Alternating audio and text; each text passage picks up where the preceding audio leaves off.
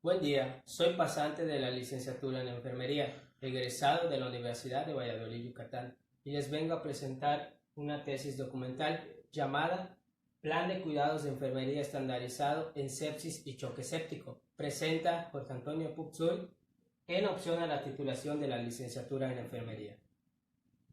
Como objetivo general tenemos diseñar un plan de cuidados de enfermería estandarizado al paciente con sepsis y choque séptico a través de la metodología del proceso de atención enfermero, utilizando el pensamiento clínico y el lenguaje estandarizado Nanda, Nick y No. Los objetivos específicos son describir el marco teórico que constituye a esta patología a través de las guías de práctica clínica y fuentes confiables para poder establecer las futuras intervenciones en los pacientes. Identificar a través del proceso de valoración los 20 principales diagnósticos de enfermería en la atención del paciente con enfermedad de sepsis y choque séptico. Discriminar a través de la jerarquización de Marjorie Gordon los patrones funcionales afectados ante la patología de sepsis y choque séptico para la atención de los pacientes a través de los cuidados estandarizados. Priorizar los diagnósticos de enfermería y jerarquizarlos de acuerdo al juicio crítico con base a la patología. Establecer los planes de cuidado a través de las intervenciones y actividades de la atención de enfermería como herramienta enfocada para la obtención de los resultados ante dicha patología. En el marco teórico definimos sepsis como una disfunción orgánica potencialmente mortal, causada por la respuesta desproporcionada del hospedero a la infección. La sepsis es causada por virus, bacterias y hongos, pero es más causada por una infección bacteriana.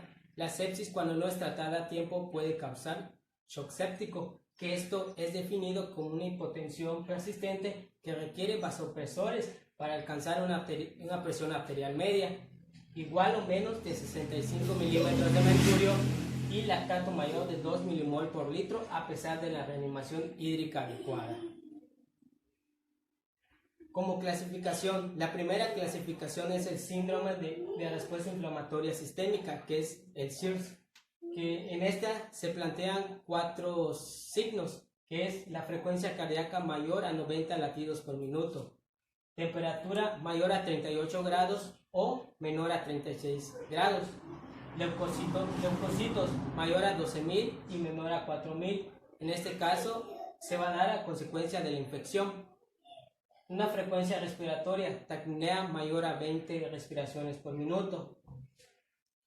Después sigue la segunda clasificación, que es la sepsis, ya en la cual hay una disfunción orgánica que amenaza la vida del paciente, que se evalúa a través de 2 escalas, la escala SOFA y la escala Quick-SOFA. La escala SOFA evalúa todos los órganos y tejidos que son afectados por la sepsis. La escala Quick-SOFA evalúa 3 sistemas, que es el sistema neurológico, el sistema cardiovascular y el sistema renal. En el shock séptico, como tercera clasificación, ya es la hipotensión refractoria que se presenta en el paciente. Y la sepsis grave, como última clasificación, es la disfunción aguda de 2 o más órganos, y esto se realiza a través de la escala Apache, que sea superior a los 24 puntos en las 24 horas previas al diagnóstico de la sepsis. Las manifestaciones clínicas. La primera manifestación clínica es la fiebre, que puede presentar hipotermia e hipertermia a consecuencia de la infección por virus, bacterias y hongos. En el neurológico, causa desorientación, confusión, estupor y coma. En el pulmonar, la complicación más frecuente es el síndrome de distrés respiratorio. En las cardiovasculares, existe una disminución de resistencias vasculares periféricas con aumento de la frecuencia cardíaca y del gasto cardíaco, así como disminución de la fracción de eyección, en el que el paciente va a presentar hipotensión. Hematológicas, es frecuente la presencia de leucocitosis, y en las renales va a estar acompañada de oliguria y puede presentar el paciente un deterioro de la función renal que puede ser reversible. En el tratamiento, la reanimación inicial desde una hipoperfusión inducida por sepsis se realiza con el cristaloide, que el cristaloide de elección más utilizado es la solución fisiológica al 0.9% y se administra 30 mililitros por kilogramo del paciente. Las primeras horas son muy importantes para el restablecimiento hemodinámico del paciente. Posterior a ello va a existir una revaloración en la que se debe evaluar la frecuencia cardíaca, frecuencia respiratoria, temperatura, saturación de oxígeno y la diuresis. En el caso de la diuresis, para determinar si no hay un deterioro en la función renal, se recomienda iniciar el tratamiento intravenoso con antibióticos en un plazo de 1 hora cuando ya se detecta la sepsis. Se recomienda el uso de norepinefrina como el vasodilatador de elección. Se recomienda el uso de la ventilación mecánica cuando el paciente no puede compensar el oxígeno en los órganos y los tejidos. Y por último, en lo quirúrgico se extrae lo que es la resección quirúrgica de los tejidos infectados. Pueden ser tejidos u órganos. A continuación sigue el cuadro PES, con los datos significativos todos extraídos del marco teórico en signos y síntomas. Como primer dato significativo es la hipotensión. La etiqueta diagnóstica es la perfusión tisular periférica ineficaz. Vía respiratoria artificial. Limpieza ineficaz de las vías aéreas. Hipoxia, hiperventilación, deterioro del intercambio de gases. Hipertermia, hipotermia, termorregulación ineficaz. Síndrome de respuesta inflamatoria sistémica, SIRS. Etiqueta diagnóstica, disconfort. Deterioro de la función renal, anuria, oliguria. Etiqueta diagnóstica, déficit de volumen de líquidos. Disminución de resistencias vasculares periféricas. Gasto cardíaco, así como disminución de la fracción de eyección. Etiqueta diagnóstica, disminución del gasto cardíaco. Síndrome de distrés respiratorio. Etiqueta diagnóstica, deterioro de la ventilación espontánea. Alteración del estado mental. Etiqueta diagnóstica, confusión aguda. La evolución de la enfermedad. Nervioso, sensación de malestar, preocupado. Etiqueta diagnóstica, ansiedad. Proceso infeccioso, hospitalización. Etiqueta diagnóstica, temor. Inversión del cociente sodio, potasio, urea, creatina, alteraciones del flujo urinario, riesgo de desequilibrio electrolítico. Secuela neurológica, inestabilidad hemodinámica para la realización de las actividades. Deterioro de la movilidad física. Inmovilidad, encamado por ventilación mecánica. Riesgo de úlcera por presión. Taquipnea. Etiqueta diagnóstica, patrón respiratorio ineficaz. Hematocrito, plaquetas, leucocitos y tiempos de protrombina. Etiqueta diagnóstica, protección ineficaz. Hiperglucemia, glucosa en sangre mayor a 120 mililitros por decilitro, en ausencia de la diabetes. Etiqueta diagnóstica, desequilibrio nutricional, ingesta inferior a las necesidades. Ingreso a la unidad de cuidados intensivos. Exposición a patógenos, procedimientos invasivos. Etiqueta diagnóstica, riesgo de lesión. Infección abdominal. Etiqueta diagnóstica, motilidad gastrointestinal disfuncional. Alteraciones metabólicas, hiperglucemia, hipoglucemia. Etiqueta diagnóstica, riesgo de nivel de glucemia inestable. A continuación sigue el planteamiento diagnóstico de los 10 principales diagnósticos más importantes. Como primer diagnóstico tenemos la termorregulación ineficaz relacionada con aumento de la demanda de oxígeno, como lo demuestra aumento de la temperatura por encima del rango normal, disminución de la temperatura por encima del rango normal, piel fría al tacto. Segundo diagnóstico, confusión aguda relacionada con deprivación sensorial. ¿Cómo lo demuestra? Alteración en el nivel de conciencia. Tercer diagnóstico, deterioro de la ventilación espontánea, relacionado con fatiga de los músculos de la respiración. ¿Cómo lo demuestra? Disminución de la presión parcial de oxígeno, disnea, disminución de la saturación de oxígeno, uso creciente de los músculos accesorios. Cuarto diagnóstico, perfusión tisular periférica ineficaz, relacionado con conocimientos insuficientes sobre el proceso de la enfermedad.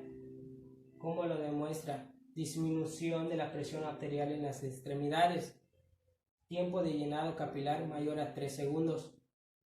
Quinto diagnóstico, ansiedad, relacionado con amenaza para el estado actual, muerte. ¿Cómo lo demuestra? Alteración en el patrón respiratorio, aumento de la frecuencia cardíaca, disminución de la presión arterial, movimientos que muestran impaciencia, preocupación, angustia. Sexto diagnóstico, deterioro de la movilidad física, relacionado con disminución de la fortaleza muscular.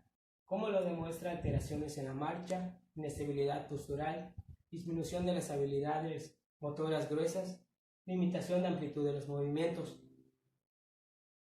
Séptimo diagnóstico, déficit de volumen de líquidos, relacionado con conocimiento insuficiente de las necesidades de líquidos.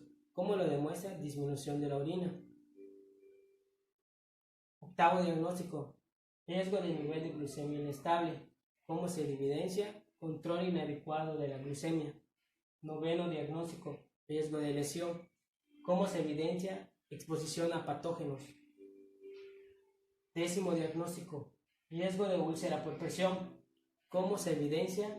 Disminución de la movilidad. A continuación, sigan los plazos.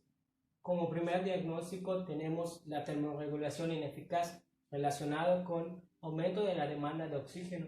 ¿Cómo lo demuestra? Aumento de la temperatura por encima del rango normal, disminución de la temperatura por debajo del rango normal, aumento de la frecuencia respiratoria, piel fría al tacto. Dominio 11, seguridad, protección. Clase 6, termorregulación. Resultado de la taxonomía NOC, termorregulación.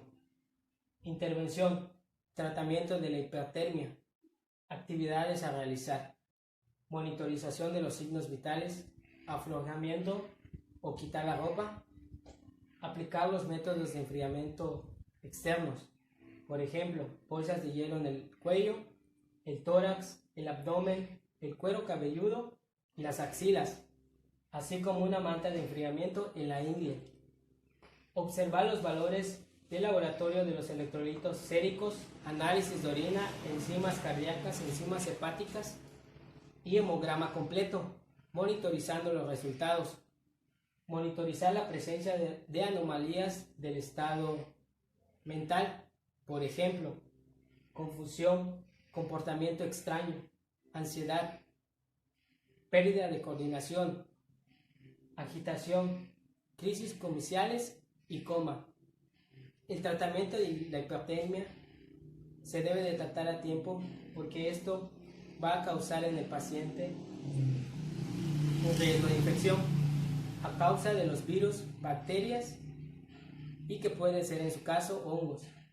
El personal de enfermería debe de tratar la hipertermia aplicando los métodos de enfriamiento, como lo son aplicar bolsas de hielo en el cuello, el tórax y en las partes en donde se pueda disminuir la temperatura. Y posterior a ello se debe de estar monitorizando la temperatura corporal del paciente y así evitar más complicaciones.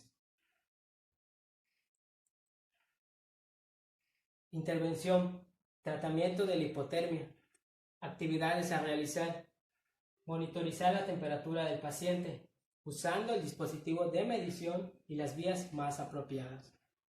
Monitorizar los síntomas asociados a la hipotermia leve, por ejemplo, taquipnea, disartria, escalofríos, hipertensión arterial y diuresis. Hipotermia moderada, arritmias auriculares, hipotensión, apatía, coagulopatía e hiporreflexia. Y la hipotermia grave, oliguria, ausencia de reflejos, edema pulmonar y anomalías ácido-básicas, monitorizar el color y la temperatura de la piel, monitorizar la aparición de shock, colocar al paciente en decúbito supino, minimizando los cambios ortostáticos. El tratamiento de la hipertermia debe de ser muy riguroso, ya que el paciente, a causa de la sepsis, puede presentar el shock séptico.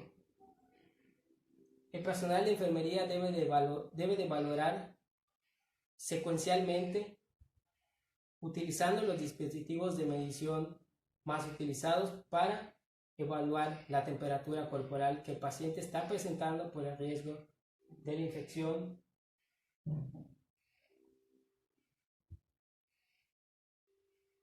Intervención, regulación de la temperatura.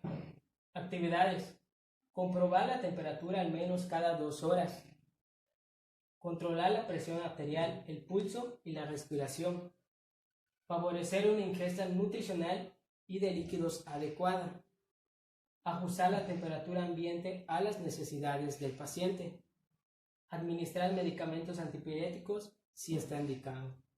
La regulación de la temperatura es sumamente importante en la vigilancia del paciente séptico. El personal de enfermería debe de monitorizar constantemente la temperatura y, en su caso, si presenta hipertermia, lograr identificarlo y poder administrar antipiréticos. Y si presenta hipotermia, poder realizar los cuidados de enfermería propiciados para disminuir la hipotensión y el riesgo de shock en el paciente. Segundo diagnóstico, que es confusión aguda relacionado con deprivación sensorial, como lo demuestra alteración en el nivel de conciencia. Dominio 5, percepción, cognición. Clase 4, cognición. Resultado de la taxonomía NOC, estado neurológico. Intervención, monitorización neurológica. Actividades, vigilar el nivel de conciencia, comprobar el nivel de orientación, monitorizar los signos vitales, temperatura, presión arterial, pulso y respiraciones, monitorizar los parámetros hemodinámicos invasivos, observar si el paciente refiere cefalea, notificar al médico los cambios en el estado del paciente. La monitorización neurológica, el profesional de enfermería debe de aplicar las escalas de evaluación neurológica más importantes para evaluar en el paciente alguna complicación o alguna disfunción neurológica a causa de la sepsis. Y es muy importante estar valorando constantemente los signos vitales y el nivel de orientación que el paciente tiene. Intervención, mejora de la perfusión cerebral. Actividades a realizar, monitorizar el estado neurológico, monitorizar la presión arterial media, monitorizar la presión venosa central, consultar con el médico para determinar los parámetros hemodinámicos y mantenerlos en los parámetros dentro de ese rango, monitorizar el estado respiratorio, frecuencia, ritmo, profundidad de las respiraciones. La mejora de la perfusión cerebral nos va a ayudar a que el paciente compense todo ese daño neurológico ocasionado a causa de la sepsis. Es por ello que monitorizar la presión arterial nos va a permitir y nos va a ayudar a identificar si nuestro paciente corre el menor riesgo de presentar un shock séptico. Intervención, manejo del delirio. Actividades a realizar. Identificar los factores etiológicos que causan delirio. Por ejemplo, comprobar la saturación de oxígeno de la hemoglobina. Poner en marcha terapias para reducir o eliminar los factores causantes del delirio. Monitorizar el estado neurológico de forma continua. Aumentar la vigilancia con una escala de evaluación del delirio que sea comprometida por todo el personal de enfermería cuando aparezca el delirio por primera vez. para que puedan seguir los cambios agudos con facilidad. Proporcionar un nivel adecuado de supervisión-vigilancia para controlar al paciente y permitir la implementación de acciones terapéuticas si es necesario. El manejo del delirio es una complicación que va a causar en el paciente la sepsis, que es la complicación del daño neurológico. Es por ello que la monitorización a través de las escalas del manejo del delirio deben de ser muy rigurosas en el paciente y así poder disminuir ese índice de complicación de un daño neurológico después del tratamiento. Tercer diagnóstico: deterioro de la ventilación espontánea relacionado con fatiga de los músculos de la respiración. ¿Cómo lo demuestra?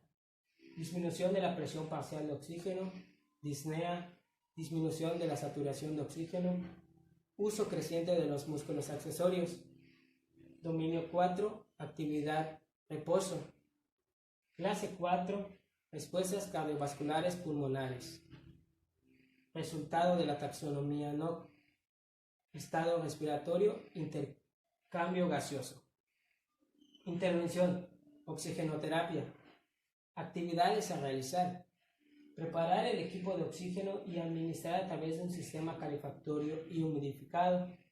Administrar oxígeno suplementario según corresponda. Controlar la eficacia de la oxigenoterapia. Oxímetro, gasometría arterial según corresponda. Vigilar el flujo de litros de oxígeno. Mantener la permeabilidad de la vía aérea. La oxigenoterapia es un procedimiento muy importante que se debe de realizar en el paciente con sepsis y que llega al hospital en urgencias por un deterioro en el intercambio de gases, en el que el paciente no puede compensar la respiración y nosotros como profesional de enfermería debemos ayudar al paciente suplementando y administrando un sistema de oxigenación. Intervención, manejo de la ventilación mecánica invasiva. Actividades a realizar: consultar con otros profesionales sanitarios para la selección del modo ventilatorio.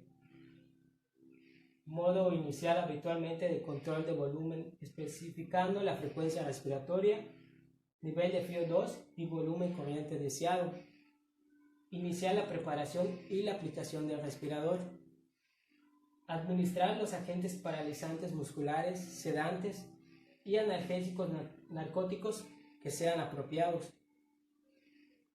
Controlar los síntomas que indican un aumento del trabajo respiratorio, por ejemplo, aumento de la frecuencia cardíaca o respiratoria, hipertensión, diaforesis y cambios en el estado mental. Vigilar la eficacia de la ventilación mecánica sobre el estado fisiológico y psicológico del paciente. Vigilar las lecturas que presiona del ventilador, la sincronía del paciente-ventilador y el murmullo vesicular del paciente. El manejo de la ventilación invasiva en el paciente con sepsis debe de ser muy riguroso por el profesional de enfermería.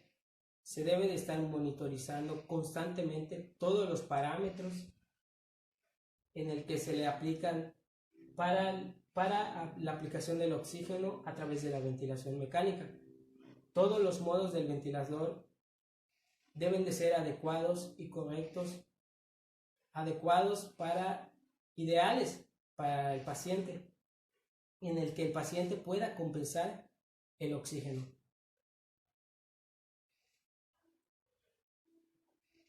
Intervención, monitorización respiratoria.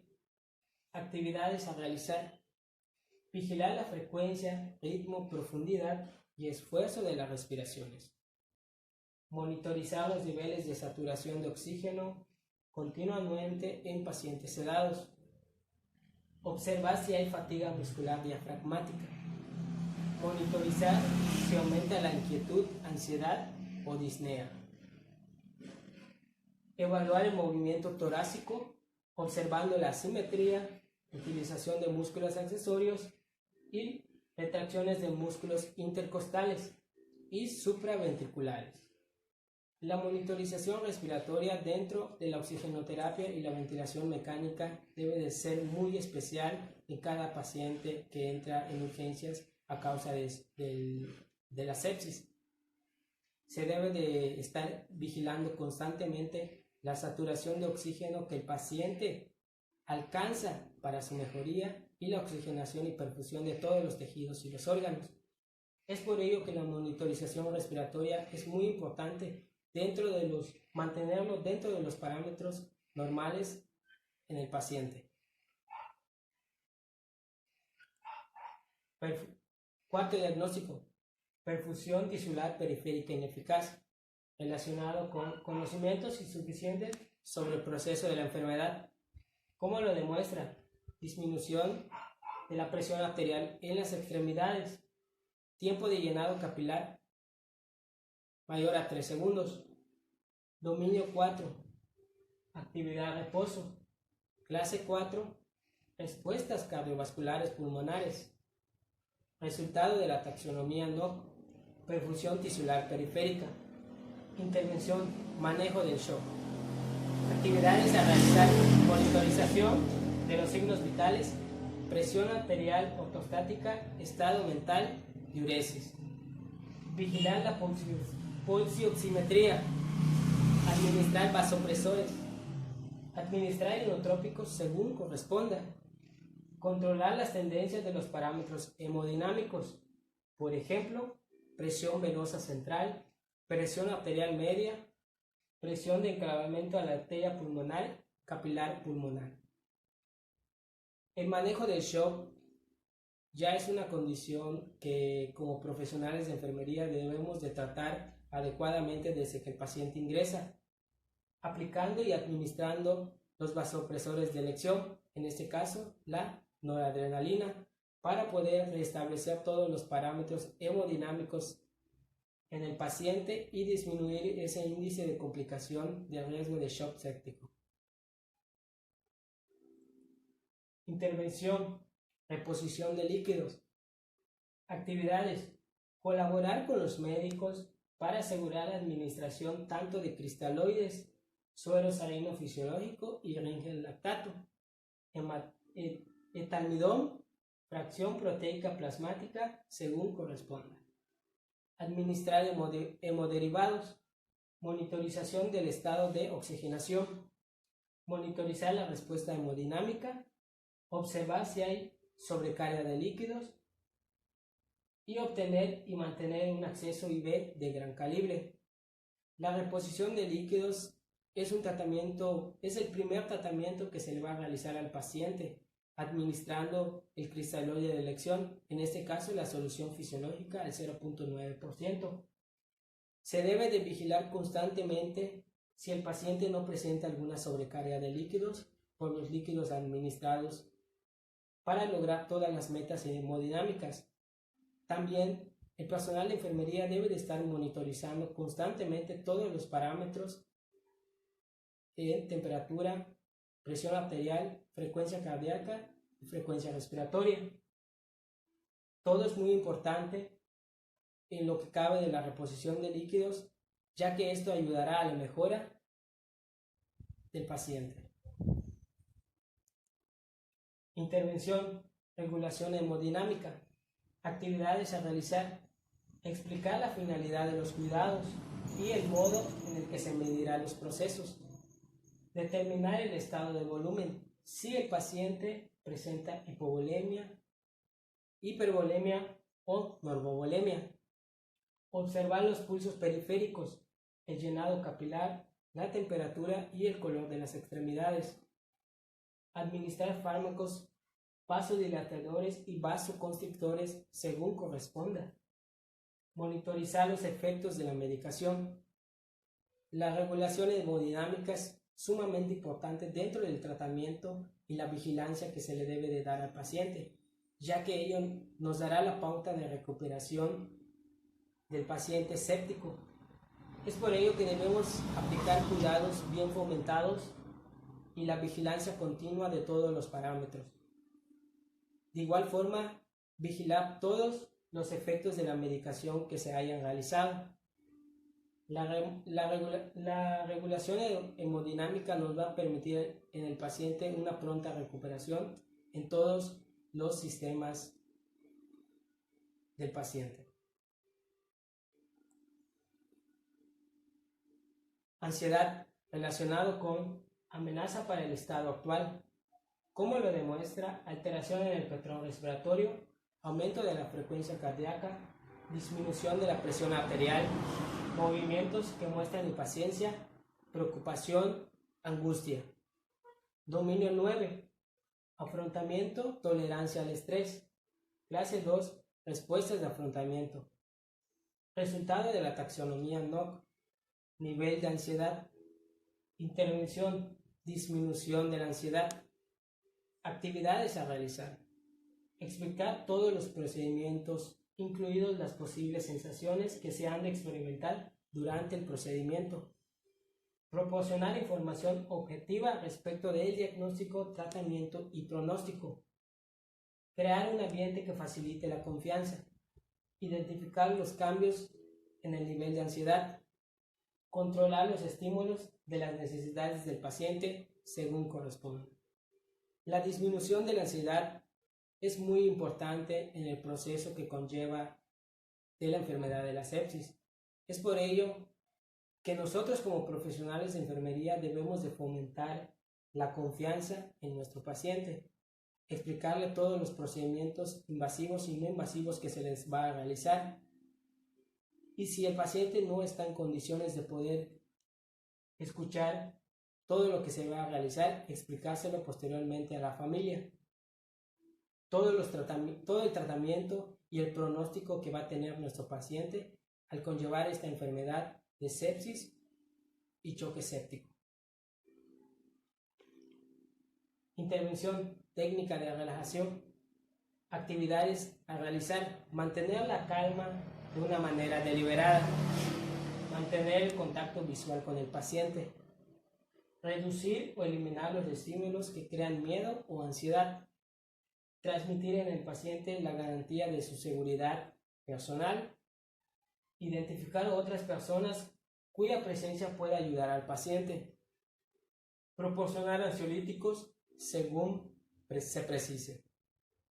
Las técnicas de relajación las debemos de conocer y es sumamente importante desde que el paciente ingresa, ya que el proceso de enfermedad de la sepsis es muy complicado. Los signos y síntomas son muy complicados y cuando estos se agravan suelen ser más complicados. Es por ello que nosotros debemos de fomentar y aplicar técnicas que ayuden al paciente a disminuir la ansiedad y el riesgo del temor. Es por ello que el paciente sentirá confianza y nosotros les debemos de brindar esa seguridad de su persona a través de los tratamientos y un pronóstico adecuado que se le va a realizar. Intervención, terapia en el entorno. Actividades a realizar. Identificar los factores ambientales que contribuyen en la conducta del paciente. Incluir al paciente en las decisiones acerca de sus propios cuidados. Disponer cuidados de enfermería individualizados, según corresponda. Disponer los recursos necesarios para el autocuidado. Facilitar una comunicación abierta entre el paciente, los cuidadores y demás personal sanitario. La terapia del entorno debe de ser muy importante para la pronta recuperación y durante el tratamiento del paciente. Nosotros como profesionales de enfermería le debemos brindar ese entorno armónico y favorable para la recuperación. La sepsis y el choque séptico son enfermedades muy complicadas que va a crear un entorno que no le permita al paciente poder rehabilitarse de una manera adecuada. Y es por ello que nuestro trabajo es aplicar esta terapia en el entorno para mejorar los cuidados que se le van a realizar al paciente. Por último, tenemos las referencias que se utilizaron en todo este proceso. Se utilizaron las 3 taxonomías Nanda, Nick y Nock. Se utilizó las recomendaciones internacionales para el tratamiento de la sepsis y el choque séptico del año 2016. Por mi parte sería todo. Muchas gracias.